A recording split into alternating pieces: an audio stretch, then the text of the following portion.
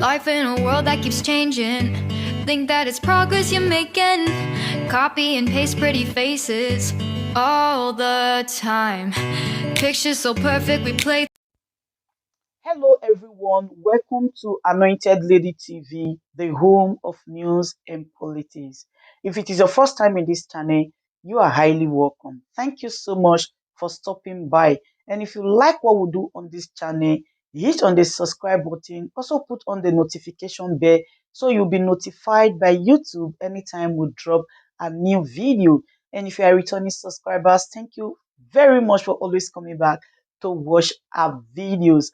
On this platform, we drop videos every day and we react to every video that come our way. And on this very video, I will be watching with you. And after watching, let's go to the comment section and drop our opinion constructively. Like our videos and also share our videos if possible. See you next time in my Our country has been predicted before.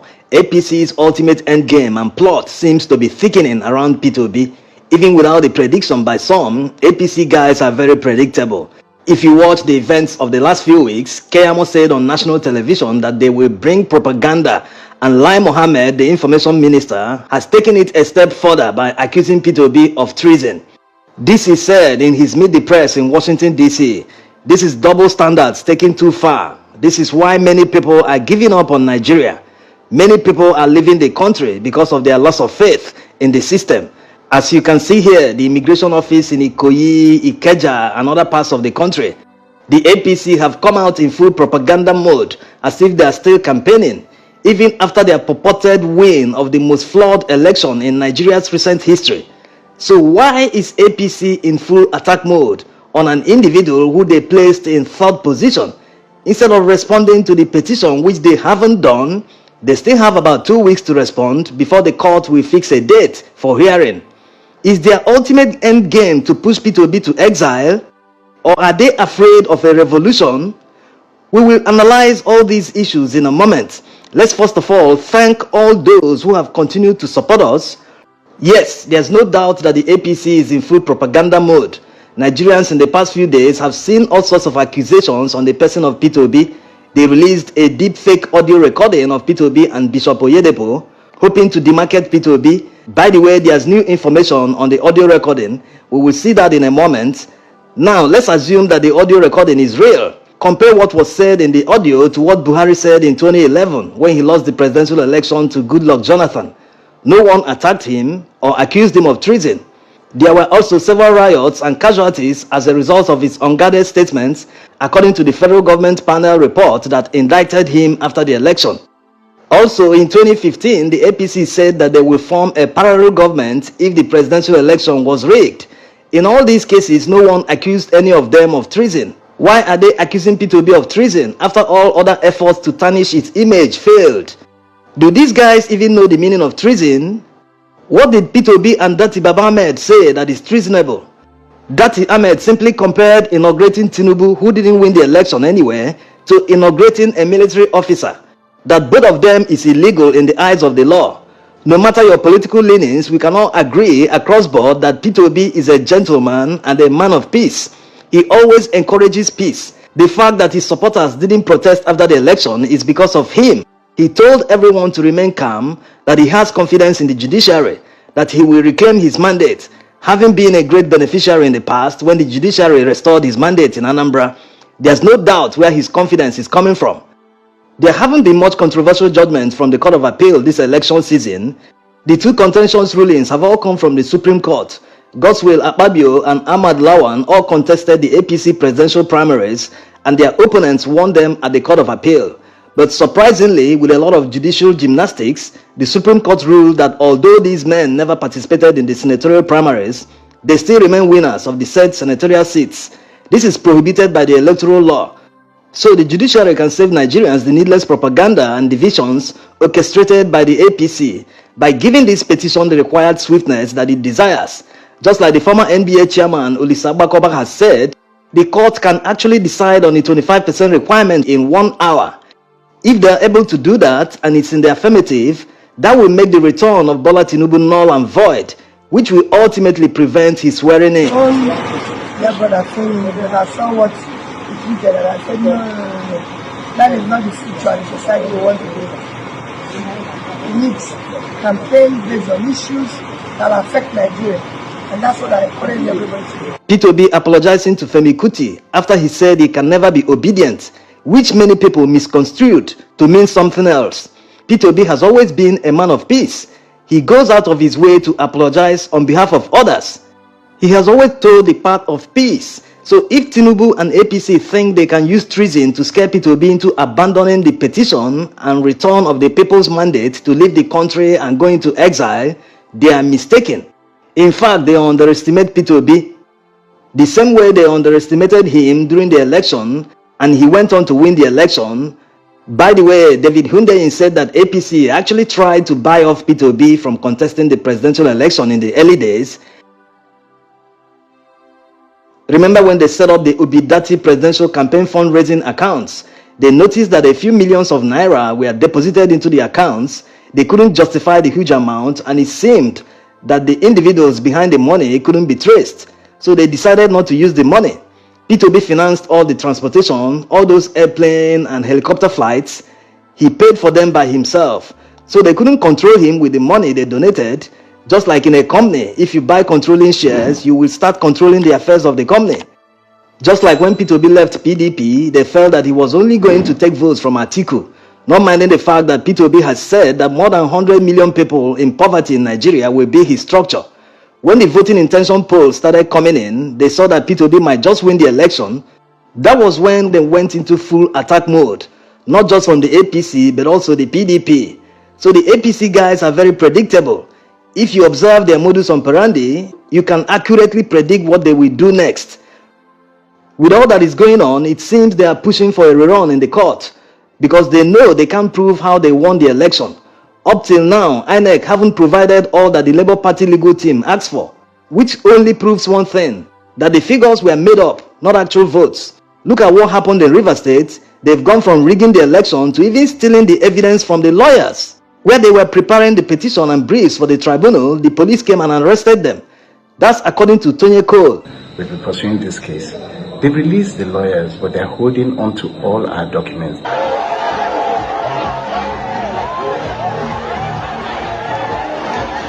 APC are hoping that the court will not declare Peter Obi the winner, that instead the court will order a new election. Based on that, they've already started campaigning before the court rules. Yes, it looks like it's their ultimate endgame, because it's bizarre that someone that they placed in third position, according to them, he has less chances of winning in court, but they can't stop talking about him. They are demarketing him so that if there's a new election, less people will vote for him. Like already said in the other video, it will be very expensive to conduct a new election in Nigeria when a winner can be determined, because there's no guarantee that the new election will be free and fair. In fact, they will do worse than what they did the last time. They will deploy the strategies they used in Lagos during the Guba elections. The strategy will be to stop the opponent from getting a result in his strongholds. They will use thugs to disrupt the election. They will deploy all means to make sure elections don't hold in strongholds of the opposition.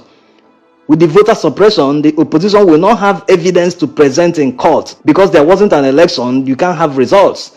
The saving grace for Peter Obi and Labour Party is that they have physical copies of polling unit results. Never mind the fact that it wasn't uploaded on election day. So the court should look at the evidence and save Nigeria further crisis by awarding the election to the rightful winner. APC have pushed the propaganda to religion. What hypocrites! This is coming from a party that ran the election under a Muslim ticket. Even after Buhari received a memo from the DSS that the Muslim ticket will destabilize Nigeria and endanger Christian lives, he couldn't make sure that the ticket of the APC was balanced so that equity and respect for our diversity should be preserved. Well, this is not surprising from Buhari, because when you look at his administration, a disproportionate number of top positions are occupied by people of Muslim faith in a country that is split at near 50-50 between Christians and Muslims. Buhari himself is a Muslim, so is the Senate President, the Speaker, the Chief Justice of Nigeria. They've gone ahead to replace the only Christian in the top 5 with a Muslim. The APC should never point the accusing finger to anyone.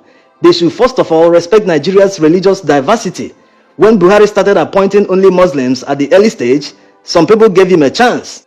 thinking that it was based on competence because that's what should matter, not religion. But Nigerians have seen that it wasn't based on competence because all of them have failed Nigerians, all the appointees. It was based on religious solidarity. Are they saying that there's no competent Christian in Nigeria? They will create division and turn around and accuse others of creating division. There are many heads of departments that have Muslims all along. No Christian has ever headed these departments. And Hausa is spoken in many of them, even when their office is in the south, where Hausa is not spoken. Yes, Hausa is one of the official languages in Nigeria, but when nearly every worker in a government office in the south all speak Hausa, that's already creating a division in a multi-ethnic and multilingual country like Nigeria. So like some will say, Buhari is on a mission in Nigeria and APC is towing the same path. Now let's see the new information on the deepfake audio they released.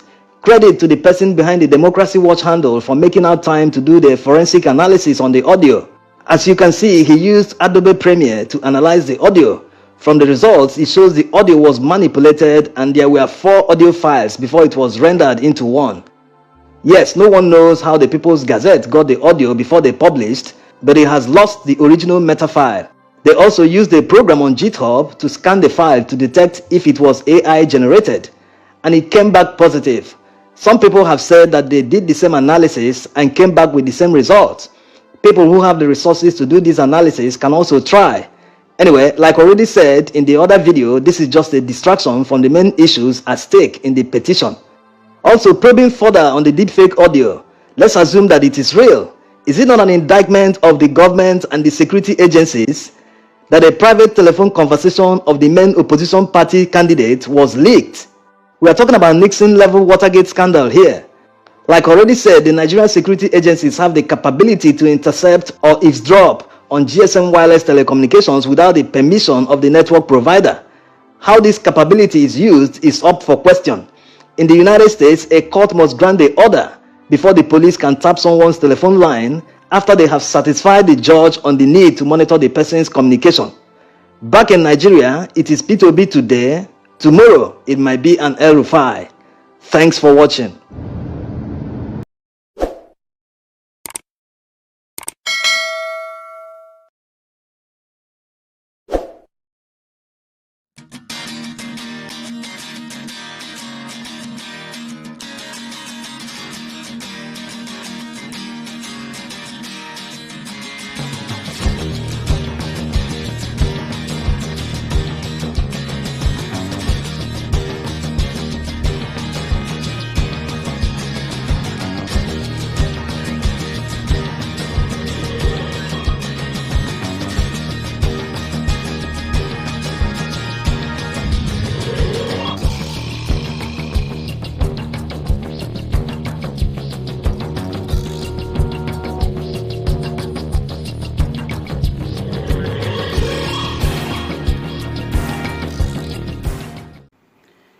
Good day, ladies and gentlemen. Good day, my brothers and sisters, my mummies and my daddies over there.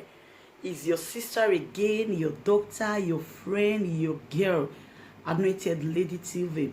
Please, if today is your first time of coming across my YouTube channel, please do subscribe for me. Subscribe and turn on the notification bell. So each time I upload any video, you will be notified. So in this my channel, I will be bringing up many things to you in which you will benefit from it. I do talk show, I do news, anything you want to talk about, I am into it. Please subscribe and turn on the notification bell. So each time I upload any video or each time I'm on live on YouTube, you will be notified. Thank you very much for always being there for me. Please do subscribe for me, and as you do so, God will richly bless you and meet your heart desire. Thank you very much. I love you all.